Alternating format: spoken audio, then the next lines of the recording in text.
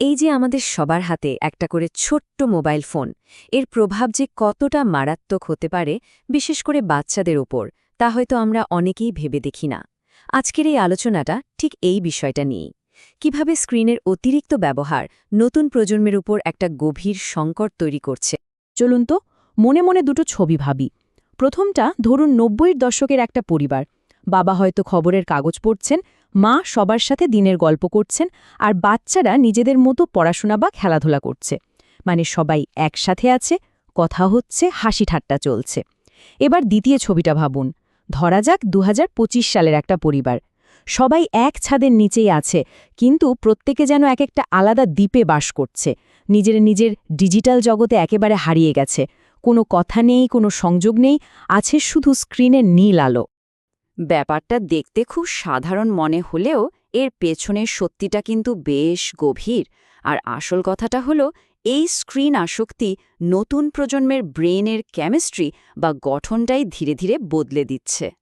চলুন এবার কিছু ডেটা বা তথ্যের দিকে তাকাই।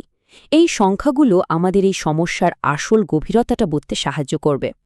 বিশ্ব স্বাস্থ্য সংস্থা বা WHO কিন্তু পরিষ্কারভাবে সুপারিশ করেছে ২ বছরের কম বয়সী বাচ্চাদের জন্য স্ক্রিন টাইম 0, একেবারে শূন্য, আর ২ থেকে ৪ বছর বয়সীদের জন্য দিনে বড়জোর ১ ঘণ্টা। কিন্তু ভারতে বাস্তব চিত্রটা কি? দেখুন, শিশুরা এই সীমার থেকে অনেক অনেক বেশি সময় স্ক্রিনের সামনে কাটাচ্ছে। আর সবচেয়ে চিন্তার বিষয় কি জানেন? বাবা মায়েরা কিন্তু এ সমস্যাটা বুঝতে পারছেন। ভারতের শহরাঞ্চলে হওয়া একটা বড় সার্ভেতে দেখা গেছে, প্রায় ৬৬% অভিভাবক নিজেরাই স্বীকার করেছেন যে তাদের সন্তান সোশ্যাল মিডিয়া বা অনলাইন গেমে রীতিমতো আসক্ত হয়ে পড়ছে। তো এই যে আসক্তি, এর ফলে বাচ্চাদের শরীর আর মনের ওপর ঠিক কি প্রভাব পড়ছে, চলুন সেটাই এবার একটু ভেঙে দেখা যাক। একটা অদ্ভুত কিন্তু সত্যি ঘটনা বলি, শুনুন। একটা বাচ্চা ছেড়ে এতটাই টম অ্যান্ড জেরি কার্টুন দেখত যে সে ধরেই নিয়েছিল বাস্তব জীবনেও বুঝি কথা না বলে সব কাজ হয়ে যায়। কেন? কারণ কার্টুনে তার প্রিয় চরিত্ররা তো কথাই বলে না। ভাবুন তো, এর ফলে তার কথা বলার ক্ষমতা কতটা ক্ষতিগ্রস্ত হয়েছিল। এর কারণটা কিন্তু খুবই সহজ। বাচ্চারা কথা শেখে কিভাবে? একে অপরের সাথে কথা বলে, তাই না? তারা বড়দের ঠোঁট নাড়া দেখে, তাদের কথার প্রতিক্রিয়া দেয়, উৎসাহ পায়। কিন্তু স্ক্রিন তো একটা একতরফা ব্যাপার, ওখান থেকে তো কোনো বাস্তব উত্তর আসে না। আর কার্টুনের ঠোঁটের নড়াচড়াও তো আসল মানুষের মতো নয়। এর ফলে যেটা হচ্ছে, কিছু কিছু বাচ্চার মধ্যে অটিজমের মতো লক্ষণ দেখা দিচ্ছে। বিশেষজ্ঞরা একে বলছেন ভার্চুয়াল অটিজম। যেমন ধরুন, কারো সাথে মিশতে না চাওয়া বা কথা বলতে দেরি হওয়া। তবে হ্যাঁ, একটা কথা পরিষ্কার করে বলা দরকার, এটা কিন্তু কোনো অফিসিয়াল ডাক্তারি পরিভাষা নয়। এটা আসলে কিছু আচরণের বর্ণনা, যা অতিরিক্ত স্ক্রিন ব্যবহারের ফল হিসেবে দেখা যায়। ঘুমের সমস্যাটাও কিন্তু মারাত্মক। স্ক্রিন থেকে যে নীল আলোটা বেরোয়, ওটা আমাদের ব্রেনের একটা জরুরি হরমোন, মেলাটোনিন। ওটাকে ঠিকমতো কাজ করতে দেয় না। এই হরমোনটাই আমাদের ঘুম আনতে সাহায্য করে।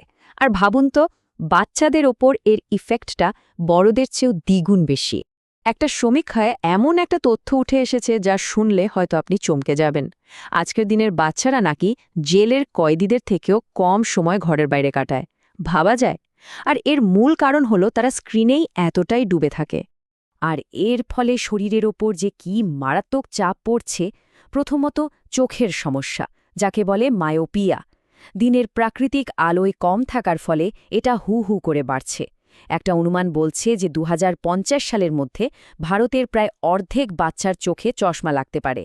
তারপর তো আছেই স্থূলতা বা মোটা হয়ে যাওয়া, ঘণ্টার পর ঘণ্টা এক জায়গায় বসে থাকা, খেলাধুলার অভাব, শারীরিক বিকাশটাই তো ঠিকমতো হচ্ছে না।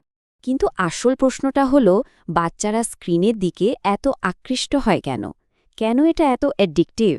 এর পিছনেও কিন্তু একটা বিজ্ঞান আছে, একটা ডিজাইন আছে, যা আসক্তি তৈরি করার জন্যই বানানো হয়েছে।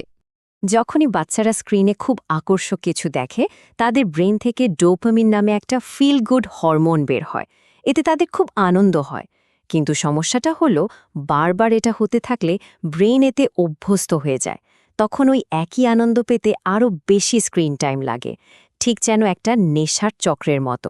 কোকোমেলনের মতো জনপ্রিয় শোগুলো এই ফর্মুলাটা একেবারে নিখুঁতভাবে ব্যবহার করে।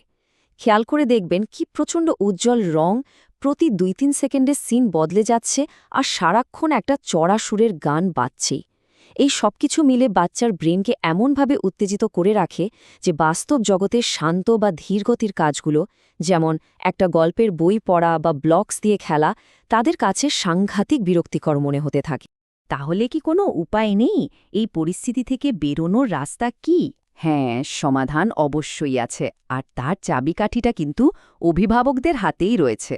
চলুন দেখা যাক এই সমস্যাটা মোকাবেলা করার জন্য ঠিক কি পদক্ষেপ নেওয়া যেতে পারে। একটা ৪ দফা পরিকল্পনা খুব কাজে আসতে পারে। ১ নম্বর, নিজেদেরকে উদাহরণ হিসেবে তুলে ধরতে হবে। মানে বাবা মায়েদের নিজেদের স্ক্রিন ব্যবহার কমাতে হবে, কারণ বাচ্চারা কিন্তু বড়দের দেখেই শেখে। ২ নম্বর, স্ক্রিন ব্যবহারের জন্য একটা স্পষ্ট এবং নির্দিষ্ট সময়সীমা বেঁধে দিতে হবে। ৩ নম্বর, বাড়ির কিছু জায়গাকে স্ক্রিন ফ্রি জোন বানান, যেমন খাওয়ার টেবিল বা শোবার ঘর। আর ৪ নম্বর, বাচ্চাদের বাস্তব জগতের খেলাধুলা এবং নতুন নতুন শখের প্রতি উৎসাহিত করুন। আর সবচেয়ে জরুরি হল মানসিকতার পরিবর্তন। এই লড়াইটা অভিভাবক বনাম শিশু নয়, বরং আমাদের পরিবার বনাম স্ক্রিন। শিশুকে সমস্যা হিসেবে না দেখে স্ক্রিনকে প্রতিপক্ষ ভাবুন এবং একটা দল হিসেবে একসঙ্গে এর মোকাবেলা করুন। পরিশেষে একটা খুব গুরুত্বপূর্ণ কথা মনে রাখা দরকার। শিশুরা আসলে স্ক্রিনে আসক্ত হয় না, তারা আসক্ত হয় সেই অনুভূতিগুলোর প্রতি যা স্ক্রিন তাদের দেয়: মনোযোগ, স্বীকৃতি এবং সংযোগ। যখন তারা এই জিনিসগুলো বাস্তব জগৎ থেকে যথেষ্ট পরিমাণে পায় না, তখনই তারা ভার্চুয়াল জগতের দিকে ঝুঁকে পড়ে। তাই আসল সমাধানটা কিন্তু প্রযুক্তির মধ্যে লুকিয়ে নেই, আছে আমাদের মানবিক সম্পর্কে।